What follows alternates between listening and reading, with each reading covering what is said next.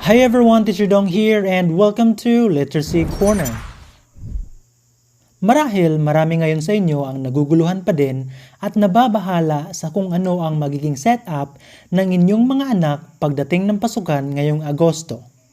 Don't worry dahil sa video na ito ay pag-uusapan natin ang iba't ibang learning delivery modalities na binanggit ng DepEd kamakailan lang. Ang mga iba't ibang learning delivery modalities ay face-to-face learning, distance learning, blended learning, at homeschooling. Sa distance learning ay may tatlong uri, ang modular learning, online learning, at TV or radio-based learning. Unahin natin pag-usapan ang face-to-face learning. Ito ay ang nakagawian ng setup ng inyong anak kung saan si teacher at ang inyong anak ay nagkaklase sa iisang physical na classroom. Ngunit, kamakailan lang ay pinalnang sinabi ng Pangulo na walang mangyayaring face-to-face learning ngayong Agosto. Ibig sabihin ay hindi po kailangang pumunta ng inyong anak sa paaralan. Pag-usapan naman natin ang distance learning. Ang unang uri nito ay ang modular learning. Sa modular learning ay bibigyan po ang inyong anak ng module. Ang module ay isang self-learning material. Ibig sabihin ay nakadesign ito na kayang magawa ng inyong anak nang siya lang sa sarili niyang oras. Kung meron po kayong computer o tablet, pwedeng ang module na ibibigay sa inyong anak ay electronic ang format. Kapag naman wala kayong computer o tablet, ay ang printed na module ang ibibigay sa inyong anak. Makipag-ugnayan lang sa paaralan ng inyong anak kung paano makukuha ang mga modules na ito. Ang sunod naman ay ang online learning. Ang online learning ay kailangan ang computer o tablet o smartphone at internet.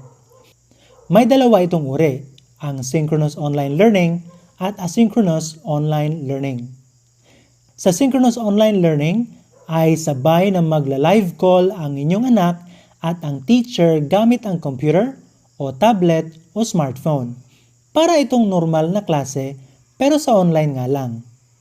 Sa asynchronous online learning naman ay hindi na kailangan na sabay mag-online at mag-live call sa teacher at ang iyong anak. Gagamitin lamang ang computer at internet para makakommunicate sa isa't isa si teacher at ang inyong anak para mabigay at makuha ang mga learning materials. Ang TV o radio-based learning naman ay mag-aaral ang mga bata sa pamamagitan ng TV at radio. Dito ay kailangan na nakagabay kayong mga magulang. Kung sa tingin ninyo ay hindi nyo kaya, mas mainam na makipag-ugnayan sa paaralan ng inyong anak para kayo ay maturuan kung paano makatulong sa pagkatuto ng inyong anak. Ang susunod naman ay ang blended learning. Ito ay pinaghalong distance learning at face-to-face learning. Ngunit, dahil hindi na pwede ang face-to-face learning, ang blended learning ay distance learning na lang din. At ang panghuli ay ang homeschooling.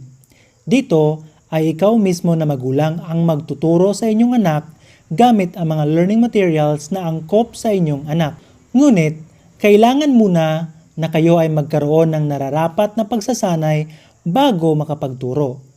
Makipag-ugnayan muna sa paaralan kung ikaw ba ay kwalipikado na mag-homeschooling. Ngayong alam nyo na ang different modalities, patuloy lang na makipag-ugnayan sa paaralan ng inyong anak upang inyong malaman ang nararapat na paraan para hindi matigil ang pag-aaral ng inyong mga anak habang wala pang vaccine para sa COVID-19.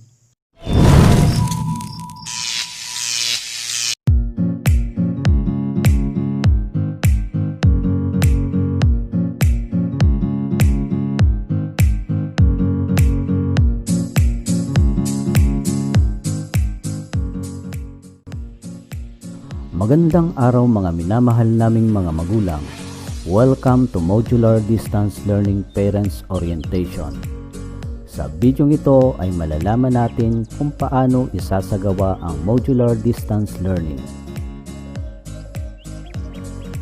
Our agenda: Modular Distance Learning Dry Run, 5Ps o 5 gawain sa Modular Distance Learning, Modular Class Program, individual learners progress report, gabay ng magulang sa paggamit ng modules at worksheets, at pupils query sheet.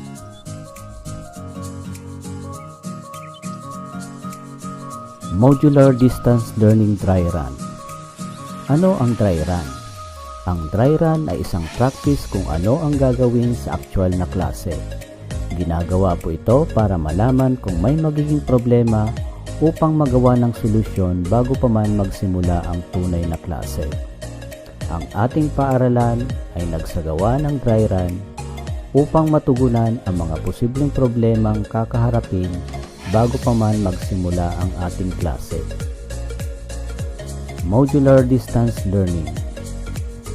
Ang modular distance learning ay isang individual na pagbibigay ng kaalaman sa pamamagitan ng paggamit ng mga mag-aaral ng self-learning modules o SLMs. Sa ilalim ng modular distance learning modality, mayroon tayong 5Ps o 5 gawain ng mga guro, magulang at mag-aaral. Dito bibigyan ng mag-aaral ng mga learning kit kung saan nakapaloob dito ang module, activity worksheet, at mga practice exercises.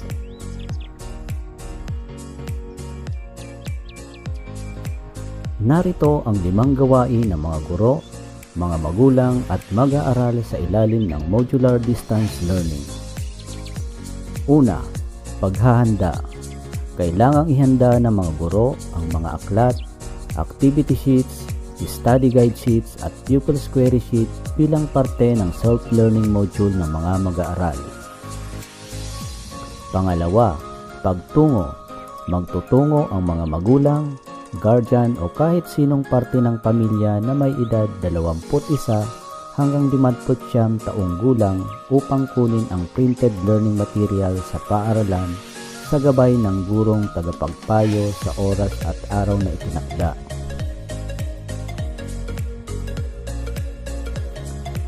Pangatlo, pag-aaral. Sa gabay ng magulang o guardian, aaralin ng mag-aaral ang modules o ang lesson para sa isang linggo. Kung ang mag-aaral ay may katanungan, ay maaari siyang makipag-ugnayan sa guro sa takdang oras lamang sa pamamagitan ng free online platforms gaya ng Facebook Messenger Chat, text o call, o personal na pagsulat. Pang-apat, pagbabalik. Ibabalik ng mga magulang ayon sa nakatakdang oras na itinalaga ng guro o ng paaralan, dala ang mga sinagutang printed learning materials ng bata. Kasabay nito ang pagkuha ng mga module para sa susunod na linggo.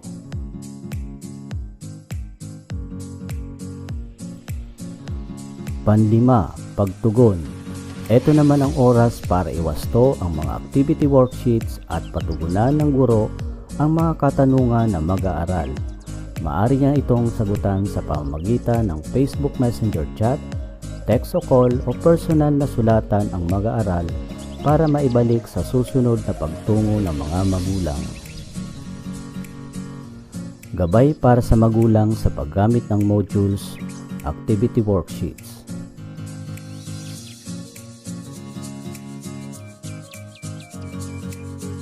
Una, pagpasok at pag-aaral ng mga bata. May itinakdang class program ang mga bata na makikita ang oras na ilalagi ng mga bata sa bawat asignatura. Tingnan ang nakalakip na class program. Pangalawa, mga kagamitan sa paggawa ng portfolio. Kailangan ng isang long white folder. Disenyo ng pabalat ayon sa tagapayo para sa sisigla ng activity worksheets at iba pang output ng inyong mga anak sa loob ng isang linggo.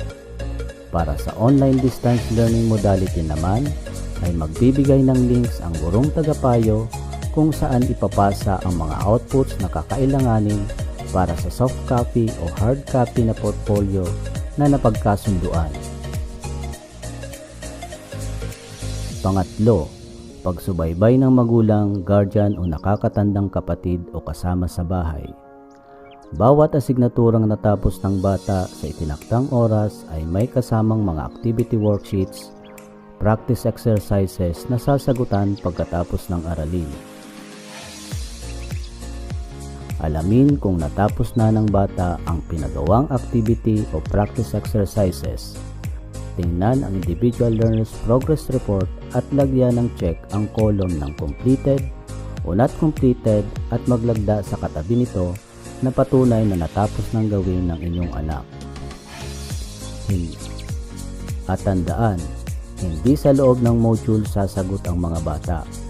May itinakdang worksheet para doon gagawa ng activity at practice exercises. Ito ang halimbawa ng individual learner's progress report.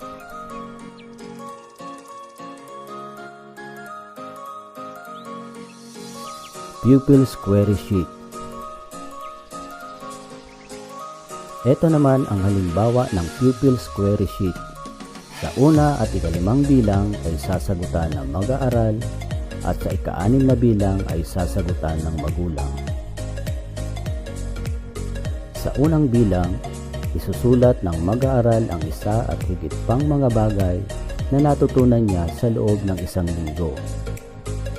Sa pangalawang bilang, bibilugan ng mag-aaral ang puntos ng kanyang pagkaunawa sa isang linggong aralin sa tayang 1 hanggang 10. Sa pangatlong bilang ay isusulat niya ang kanyang mga gagawin para mapabuti pa ang pagkaunawa niya sa kanyang aralin. Sa ika-4 na bilang ay ilalarawan niya ang isang paksa na natatalakay sa isang linggo na nais niyang matutunan pa ng lubos. Sa pang-5 bilang ay ililista ng mag-aaral ang 1 o 2 bagay na hindi niya naunawaan sa mga aralin. At sa pang-6 na bilang ay susulat ng mga magulang ang katanungan para sa mga guro na may kinalaman sa pag-aaral ng kanyang anak sa loob ng isang linggo. Maraming salamat sa iyong pakikiisa.